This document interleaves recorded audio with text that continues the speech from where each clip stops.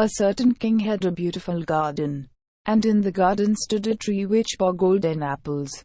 These apples were always counted, and about the time when they began to grow ripe, it was found that every night one of them was gone. The king became very angry at this, and ordered the gardener to keep watch all night under the tree. The gardener set his eldest son to watch, but about 12 o'clock he fell asleep, and in the morning another of the apples was missing. Then the second son was ordered to watch, and at midnight he too fell asleep, and in the morning another apple was gone. Then the third son offered to keep watch, but the gardener at first would not let him, for fear some harm should come to him. However, at last he consented, and the young man laid himself under the tree to watch. As the clock struck 12, he heard a rustling noise in the air, and a bird came flying that was of pure gold, and as it was snapping at one of the apples with its beak, the gardener's son jumped up and shot an arrow at it. But the arrow did the bird no harm, only it dropped a golden feather from its tail, and then flew away. The golden feather was brought to the king in the morning, and all the council was called together. Everyone agreed that it was worth more than all the wealth of the kingdom. But the king said, "One feather is of no use to me. I must have the whole bird." Then the gardener's eldest son set out and thought to find the golden bird very easily. And when he had gone but a little way, he came to a wood, and by the side of the wood he saw a fox sitting. So he took his bow and made ready to shoot at it. Then the fox said, "Do not shoot me, for I will give you good counsel. I know what your business is, and that you want to find the golden bird. You will reach a village in the evening, and when you get there, you will see two inns opposite to each other, one of which is very pleasant and beautiful to look at. Go not in there, but rest for the night in the other, though it may appear to you to be very poor and mean." But the son thought to himself, "What can such a beast as this know about the matter?" So he shot his arrow at the fox, but he missed it, and it set up its tail above its back and ran into the wood. Then he went his way, and in the evening came to the village where the two inns were.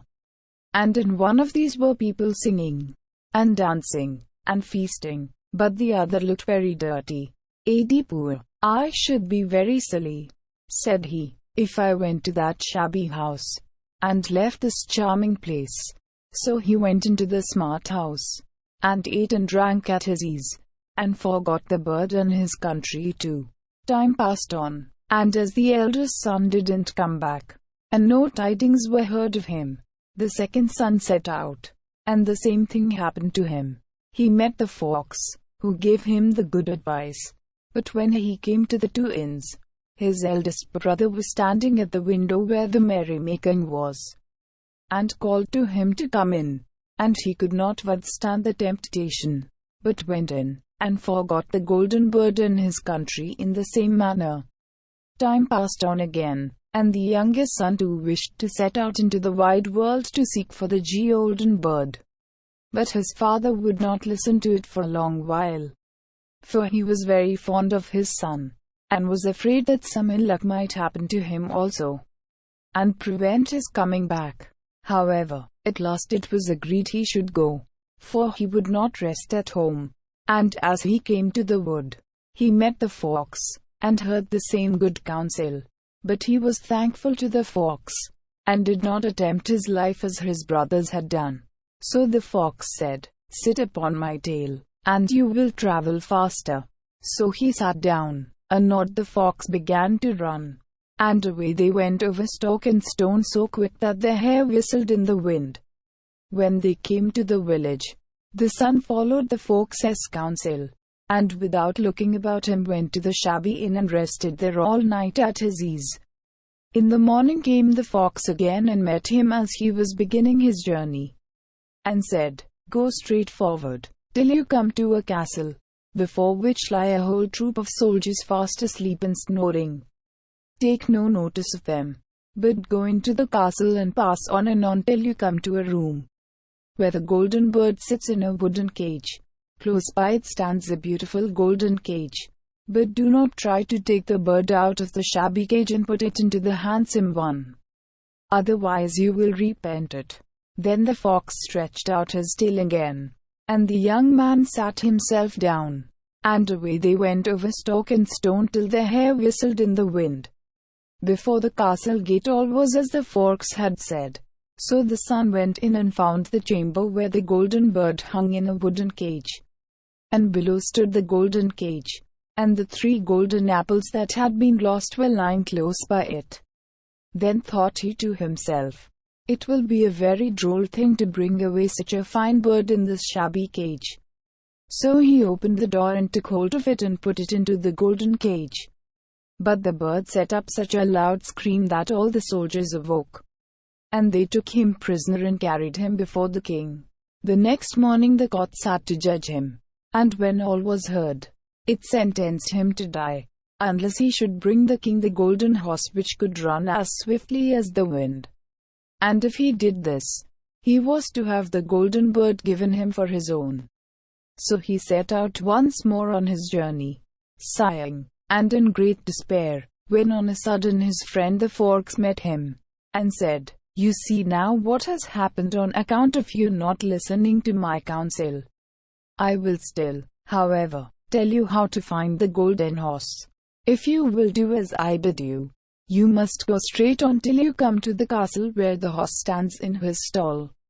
By his side will lie the groom fast asleep and snoring. Take away the horse quietly, but be sure to put the old leathern saddle upon him, and not the golden one that is loose by it." Then the son sat down on the fox's tail, and away they went over stock and stone till the hare whistled in the wind. All went right, and the groom lay snoring with his hand upon the golden saddle. But when the son looked at the horse, he thought it a great pity to put the leathern saddle upon it. "I will give him the good one," said he. "I am sure he deserves it." As he took up the golden saddle, the groom awoke and cried out so loud that all the guards ran in and took him prisoner. And in the morning he was again brought before the court to be judged, and was sentenced to die. But it was agreed that, if he could bring thither the beautiful princess, he should live, and have the bird and the horse given him for his own. Then he went his way very sorrowful. But the old fox came and said, "Why did not you listen to me? If you had, you would have carried away both the bird and the horse. Yet will I once more give you counsel. Go straight on, and in the evening you will arrive at a castle. At 12 o'clock at night the princess goes to the bathing house. Go up to her and give her a kiss, and she will let you lead her away. But take care you do not suffer her to go and take leave of her father and mother." Then the fox stretched out his tail, and so away they went over stock and stone till the hare whistled again. As they came to the castle, all was as the fox had said. And at 12 o'clock the young man met the princess going to the bath and gave her the kiss. And she agreed to run away with him, but begged with many tears that he would let her take leave of her father. At first he refused, but she wept still more and more, and fell at his feet, till at last he consented. But the moment she came to her father's house the guards awoke and he was taken prisoner again. Then he was brought before the king.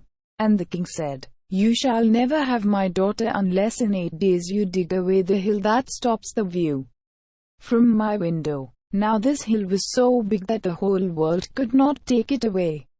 And when he had worked for 7 days, and had done very little, the fox came and said, "Lie down and go to sleep. I will work for you." And in the morning he awoke and the hill was gone. So he went merrily to the king, and told him that now that it was removed he must give him the princess. Then the king was obliged to keep his word, and away went the young man and the princess. And the fox came and said to him, "We will have all 3, the princess, the horse, and the bird." "Ah," said the young man, "that would be a great thing. But how can you contrive it?" "If you will only listen," said the fox, "it can be done. When you come to the king, and he asks for the beautiful princess, you must say, 'Here she is.' Then he will be very joyful. and you will mount the golden horse that they are to give you, and put out your hand to take leave of them. But shake hands with the princess last, then lift her quickly onto the horse behind you.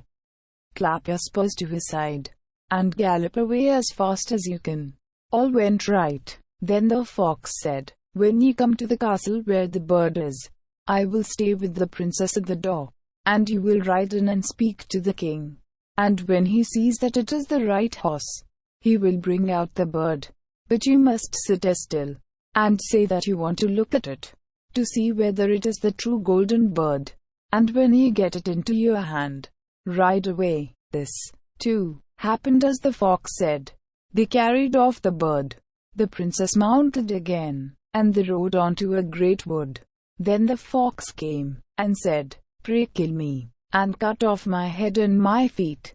But the young man refused to do it. So the fox said, I will at any rate give you good counsel. Beware of two things. Ransom no one from the gallows, and sit down by the side of no river. Then away he went. Well, thought the young man, it is no hard matter to keep that advice.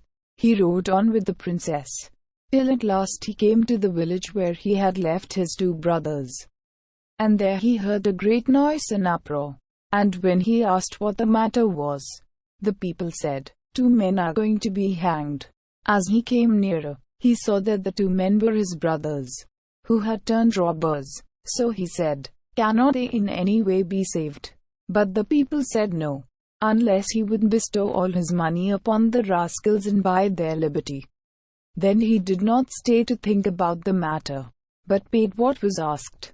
And his brothers were given up, and went on with him towards their home.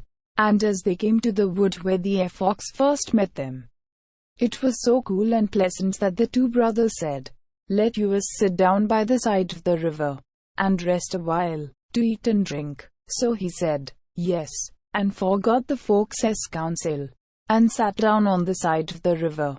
And while he suspected nothing, they came behind, and threw him down the bank, and took the princess, the horse, and the bird, and went home to the king their master, and said, this entire have we won by our labor. Then there was great rejoicing made. But the horse would not eat, the bird would not sing, and the princess wept. The youngest son fell to the bottom of the river's bed. Luckily it was nearly dry, but his bones were almost broken, and the bank was so steep that he could find no way to get out. Then the old fox came once more, and scolded him for not following his advice. Otherwise no evil would have befallen him. Yet, said he, I cannot leave you here. So lay hold of my tail and hold fast. Then he pulled him out of the river, and said to him, as he got upon the bank, your brothers have set watch to kill you, if they find you in the kingdom. So he dressed himself as a poor man, and came secretly to the king's court, and was scarcely within the doors when the horse began to eat, and the bird to sing, and princess left off weeping. Then he went to the king, and told him all his brothers' roguery, and they were seized and punished, and he had the princess given to him again, and after the king's death he was heir to his kingdom. A long while after, he went to walk one day in the wood, and the old fox met him, and besought him with tears in his eyes to kill him, and cut off his head and feet, and at last he did so, and in a moment the fox was changed into a man, and turned out to be the brother of the princess, who had been lost a great many years.